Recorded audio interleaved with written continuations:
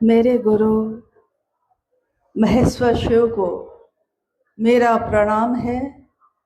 इस कालखंड के प्रथम शिव के शिष्य और हम सबों के परम आदरणीय वरण्य गुरु भ्राता साहब श्री के चरणों में मेरा प्रणाम है। शक्ति स्वरूपा माँ नीलामानंद जी के चरणों में मेरा प्रणाम है। और नमः शिवाय की भूमि मुजफ्फरपुर जिला के विभिन्न जगहों से आए आप सभी गुरु भाई गुरु बहन के चरणों में मेरा प्रणाम है। हम सभी का परम सौभाग्य है कि अपने गुरु शिव के कार्य के लिए विस्तार के लिए एक बैठक, एक संगोष्ठी जो रखी गई है, हम सभी गुरु भाई गुरु बहनों के द्वारा उसमें शामिल होने का मौका मिल रहा है। ये सौभाग्य है मेरा, आपका तो नहीं जानती मैं। ये वो स्थान है, ये वो जगह है जहाँ पे जब हमारे वरण्य गुरु भ्राता ने महादेव को अपना गुरु बनाया, भगवान शिव को अपना गुरु बनाया सन 1974 में, और उसके बाद अगले ही वर्ष मुजफ्फरपुर जिला के ही तुर्की नामक स्थान पे टीचर्स ट्रेनिंग कॉलेज के अहाते में बैठे एक मानव के तन पे शिव के प्राण मंत्र नमः शिवाय का संचरण होता है। हवा के झोंके के साथ नमः आया और शिवाय उतर गया। जिस एक घटना ने आज करोड़ों लोगों के जीवन की दशा और दिशा बदल दी है, न ये भूमि साधारण है, न ये ऊर्जा साधारण है, न ये घटना सामान्य है। एक अलौकिक, एक दिव्य घटना जिसका साक्षी ये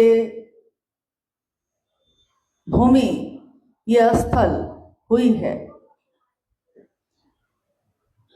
सन 1980 के दशक तक साहब और दीदी ने महादेव को गुरु मानकर अपने दिल में इस बात को दबाए हुए एक दूसरे से अपने गुरु की बात करते हुए एक दिन ये निश्चय किया कि महादेव मेरे गुरु हुए हैं तो एक एक व्यक्ति तक ये बात कैसे जाएगी। महादेव को गुरु मानने के 8 वर्षों तक में वो ये सोचते ही रहे कि महादेव भी गुरु हैं कि नहीं। मामूली बात नहीं है। 8 सालों तक ये चमत्कार और घटनाएं उनको ये दिखाती रही कि वो इस बात को महसूस करें, समझें, बोधात्मक ज्ञान हो। आग से हाथ जलता है, ये सिर्फ सुनने की बात नहीं। आग से हाथ जलता है, हाथ को जलाया गया ताकि ये बोधात्मक ज्ञान हो कि आग से हाथ जलता कैसे। जीवन में उतार चढ़ाव आते हैं और चीजें बदल जाती हैं, तब भी एक मानव का मन किस तरह महादेव के लिए एक जगह खड़ा रहा।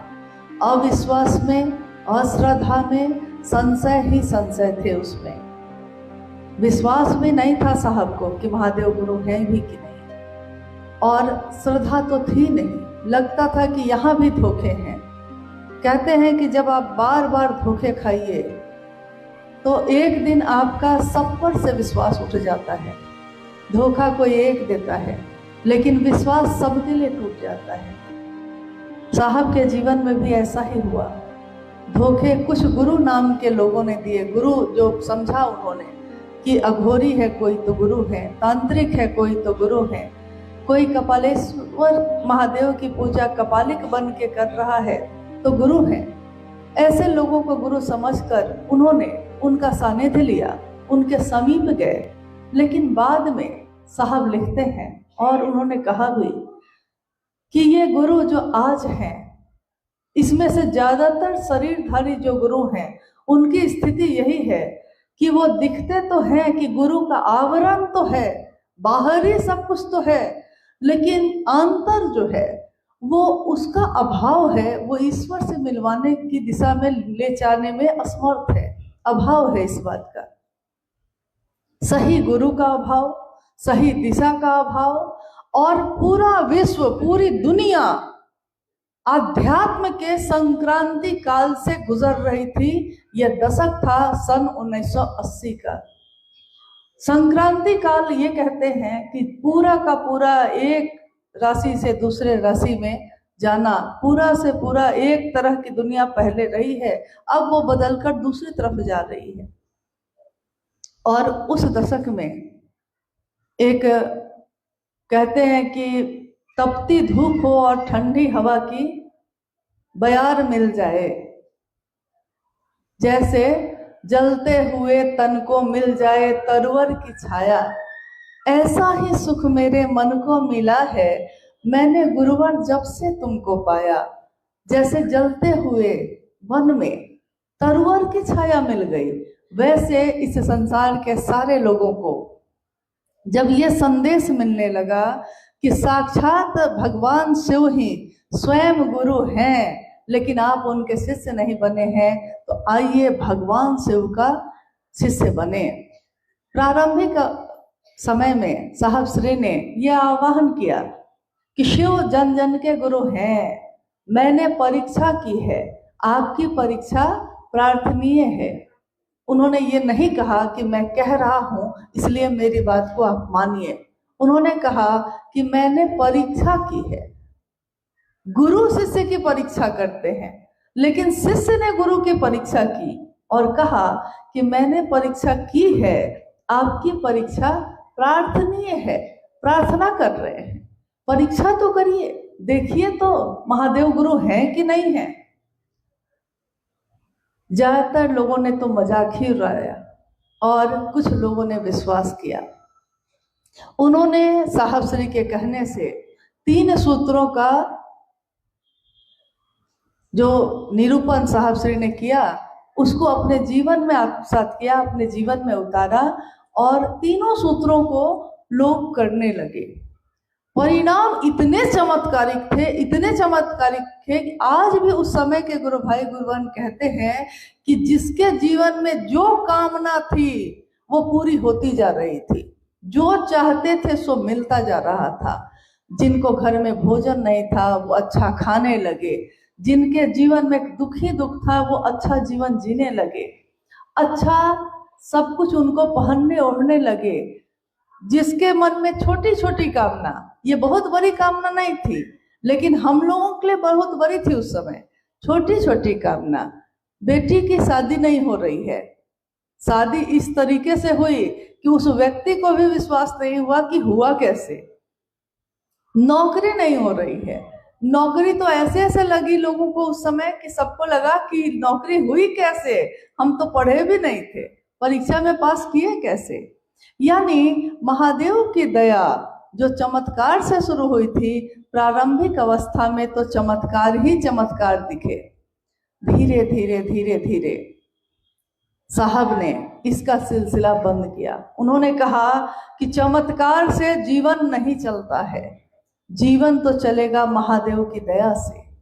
महादेव की दया का आश्रय ना हो तो कुछ भी नहीं हो सकता। और उन्होंने धीरे धीरे लोगों को हर तरीके के कर्म कांड से अलग शिव की शिष्यता का वो रूप दिखाया जो दुनिया के लोगों ने आज तक नहीं देखा था। लोगों ने महादेव की पूजा की, लोगों ने महादेव की उपासना आराधना की, लेकिन महादेव से मन से कैसे मिला जाता है ये तरीका नहीं मालूम था। महादेव तो भगवान थे, दुनिया में लोग थे, महादेव को, भगवान शिव को गुरु कैसे बनाया जाता है ये तरीका बताने वाला कोई नहीं था। यानी बीच का वो रास्ता जैसे टूटा हुआ हो। हम अगर आ रहे हैं पटना से, जाना है मुजफ्फरपुर और रास्ते में हाजीपुर में समझिए कि रास्ता टूटा हुआ है, वहां तक तो आ गए हैं, मंजिल भी दिख रही है, लेकिन उस मंजिल तक पहुंचे कैसे, रास्ता ही नहीं है। और जब रास्ते नहीं होते हैं तो कोई अगर उस रास्ते को बनाता है, उसी को पता चलता है कि उसने रास्ता बनाया कैसे है। रास्ता बनाने वाले से पूछिए, उसके हाथों में कितने कंकर पत्थर चुभे होंगे, जगह जगह से शरीर छलनी हुआ होगा, धूल से भर गया होगा वो, उसके सांसों में हवा की जगह सिर्फ प्रदूषण जा रहा होगा, यानी फेफड़े में सांस लेने की ताकत भी नहीं बचती है। जो बनाता है वो इन सब चीजों से गुजरता है, लेकिन बाद में आने वाले लोग जो उस रास्ते पे चलते हैं उनको इन चीजों से नहीं गुजरना पड़ता। साहब और दीदी ने अपने जीवन में इन सारी चीजों को झेला, इन सारी चीजों से गुजर कर एक ऐसा रास्ता बनाया जहां पहले कांटे ही कांटे थे, कहीं कोई कोमलता नहीं थी, लेकिन एक ऐसा रास्ता बनाया जिसमें सारे कांटे फूलों में बदल गए। और आज हम और आप किस शान से बैठे महादेव की बात करते हैं, किस शान से हम सारे जगह पे जाते हैं, कितने कार्यक्रम, कितनी चीजें, कितने लोग, कोई उसका कोई उसका कोई उसका, कितने लोग हो गए। आश्चर्य की बात ये है, और हम सबका दुर्भाग्य भी है ये कि सौभाग्य में बदलने चले हैं साहब, लेकिन हम सब पे महादेव की छाप न पड़ी, हम महादेव के आदमी न हुए, हम साहब दीदी के न हुए, हम इनके और उनके हो गए, लेकिन जिसके कारण हैं उसके न हो सके। इतने सालों से हम में से कितने लोगों ने महादेव की ही बात की होगी, हर व्यक्ति ने। एक समय था मुजफ्फरपुर जिला में जब महादेव की बात नहीं होती थी इस जिले में, इक्का दुक्का गुरु भाई दूसरे जिला के जो यहाँ थे, कहीं कहीं समय मिलने पे महादेव की बात कर रहे थे, इक्का दुक्का कहीं कहीं। और 2002 में, उस समय मुझको याद है, मेरे पिता, जिनको मैं हमेशा बाबूजी कहकर बुलाती रही हूँ, वो मेरा विवाह ठीक करने गए। देखिए, लौकिक कामना लेकर आप जाते हैं किसके पास? वो साहब हरिंद्रानंद जी हैं, उनके पास जाते हैं। लौकिक कामना, अपनी बेटी की शादी की बात लेकर गए थे और घोषणा हो गई शिव के शिष्य होने की। लेकर गए थे प्रस्ताव कुछ और मिला कुछ और। तो लौटे जब, तो महादेव का नाम लेते हुए लौटे और मेरी शादी की तैयारी छोड़कर महादेव महादेव करने लगे। मेरे घर के लोग भी परेशान हो गए, गए थे क्या बात करने और लौटे हैं तो क्या करने लगे। हम सब अपनी छोटी छोटी कामना लेकर साहब के पास जाते रहे और साहब ने लौटाया क्या? साहब ने कहा शिव लेकर नहीं आए तो शिव लेकर जाओ, और ला सकते हो तो शिव लाना मेरे लिए। कितने लोग उस समय, 2003 का वो समय आज मुझको याद आ रहा है, कितने लोग ऐसे खड़े हुए जिन्होंने शिव को अपना गुरु माना और साहब दीदी के बारे में जब सुना तो कहा कि हम लोग भी मिलेंगे। पहली बार मुजफ्फरपुर जिला में साइंस कॉलेज के हॉल में एक शिव गुरु संगोष्ठी का आयोजन हुआ। उस आयोजन में जो गुरु भाई गुरु बहन थे, क्या उसमें से कोई भी आज यहाँ है? कोई? 2003 में उस संगोष्ठी में साहब और दीदी के साथ हम लोग आए थे। अच्छा, नंदू जी हैं, और आप भी गए थे? आप भी थे? और कोई? अच्छा, कुछ लोग दिख रहे हैं, चलिए कुछ लोग हैं। लेकिन वो पहली संगोष्ठी और उसके बाद महादेव का काम इतनी तीव्र गति से चला यहाँ कि देखते देखते पूरा मुजफ्फरपुर जिला शिव भाव से ओतप्रोत हो गया, लोगों का कारवां बन गया। और एक दिन साहब यहाँ पता ही हवाई अड्डा पे भी आए। देखिए, साहब ने न कभी क्षेत्र को पकड़ा, न कभी पकड़वाया। वो घटना भी मुझको याद है। कुछ दिनों पूर्व कोलकाता में एक जगह पे, नई जगह थी, वहां महादेव के लिए कार्यक्रम एक हो रहा था। तो साहब ने कहा कि आप वहां जाएंगी। जब मेरा जाना तय हो गया, उसके बाद मुजफ्फरपुर के लोग आए साहब के पास। साहब ने कहा मैं मुजफ्फरपुर जाऊंगा, आप उधर और मैं आपके घर, आप उधर जाइए। किसी का मन नहीं पकड़ा। महादेव का काम करना है, पूरी दुनिया ही अपना परिवार है, पूरी दुनिया में घूम घूम के करना है।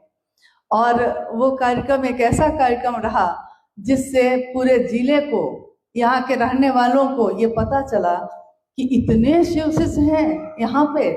पूरा रास्ता जाम हो गया था। साहब ने लौट के कहा, जिस दिन मैं चर्चा स्थल पे भी पहुंचने में मुझको पूरा दिन लग जाए, 4-5 घंटे लग जाए, इतने लोग हों, तब मैं समझूंगा कि महादेव का काम हुआ है। और ऐसा हुआ उस दिन।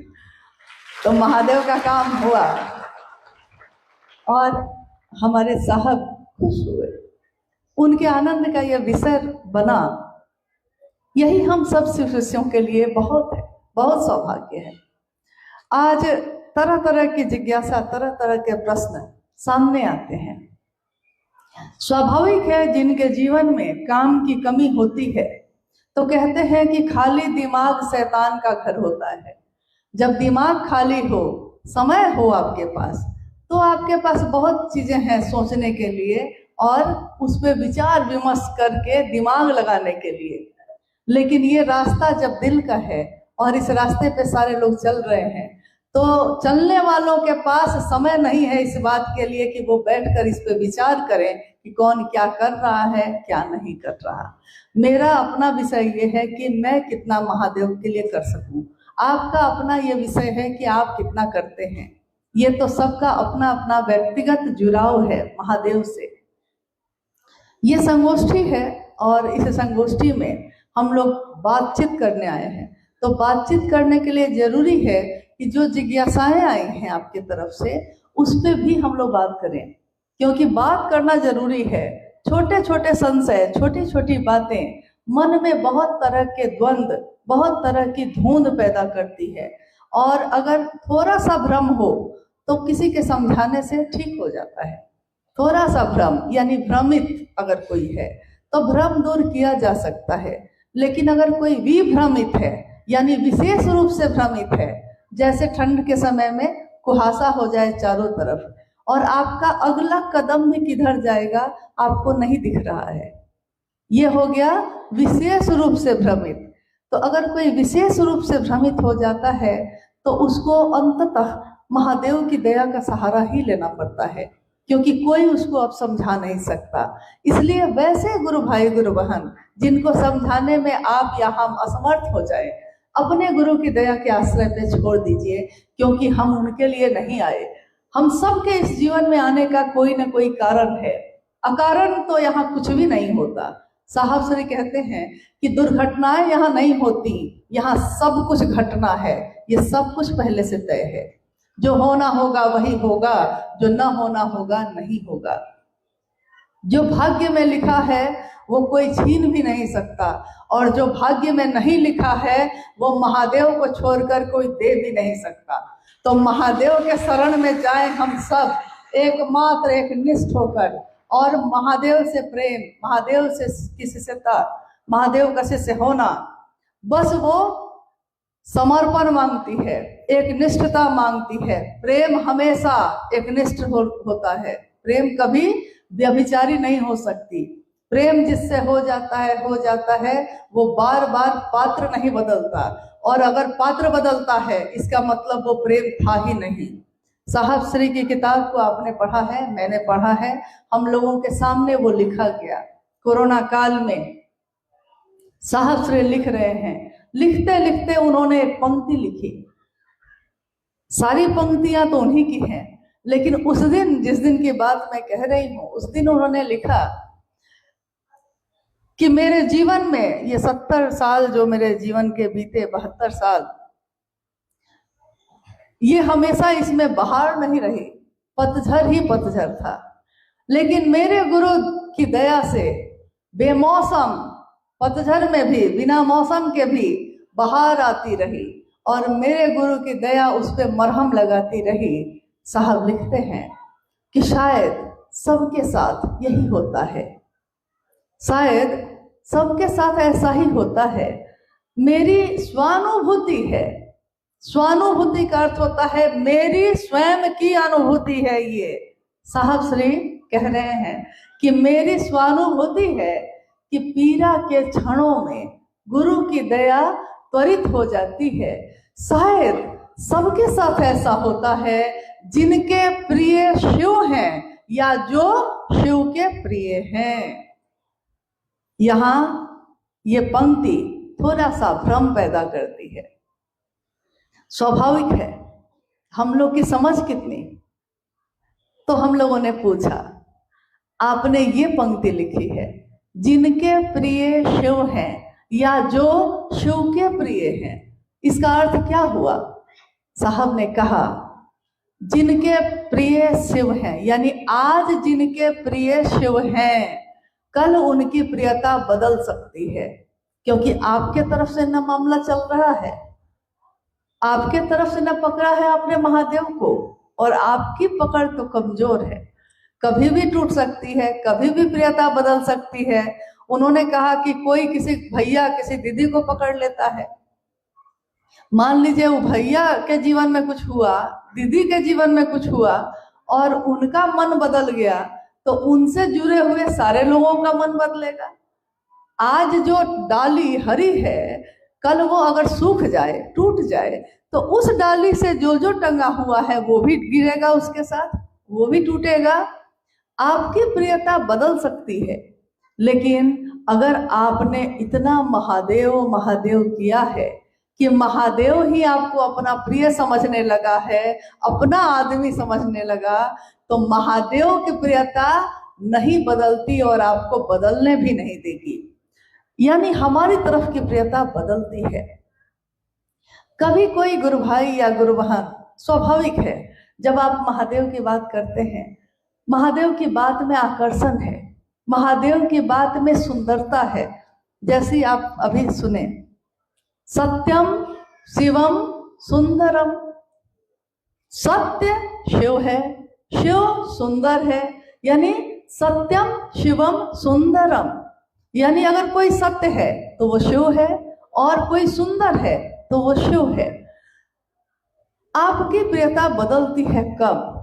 आज आपके मन में बहुत ज्यादा भाव है, तो आप में से कितने गुरु भाई गुरु बहन ऐसे हैं कि जब शुरू में हम लोग चले महादेव के काम में, तो नजदीक होते होते बहुत लोगों ने, सामान्यतः हम लोग गुरु भाई गुरु बहन कहते हैं एक दूसरे को, भैया या दीदी का संबोधन देते हैं।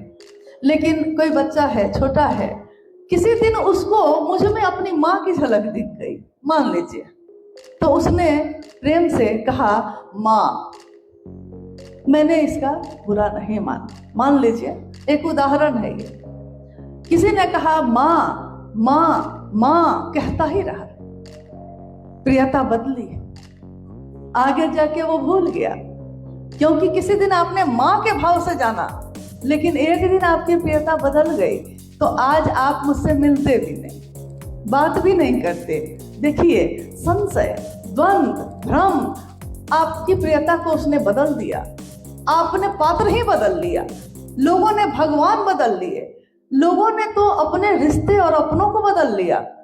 तो जिस दिन ऐसा होने लगता है, उस दिन साहब श्री कहते हैं कि इधर धरती के प्रियता में फंसना है तो इसका कोई मामला ठीक नहीं है, क्योंकि ये कभी भी बदल सकता है।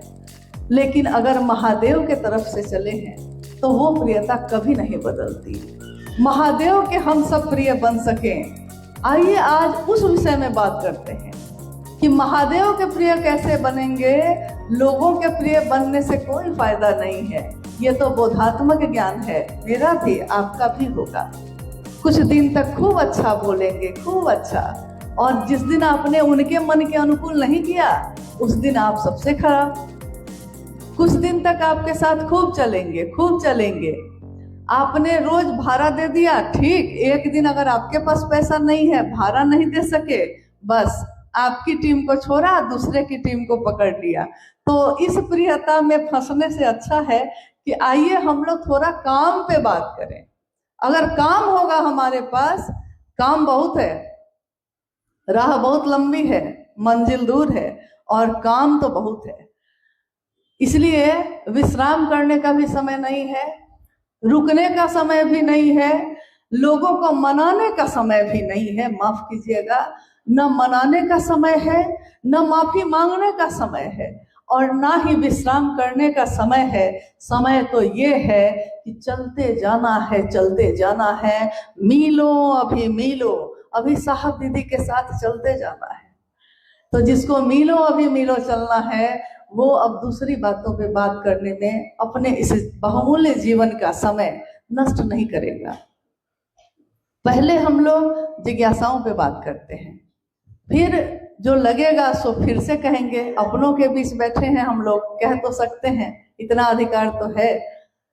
जिज्ञासा कोई है तो बोलिए।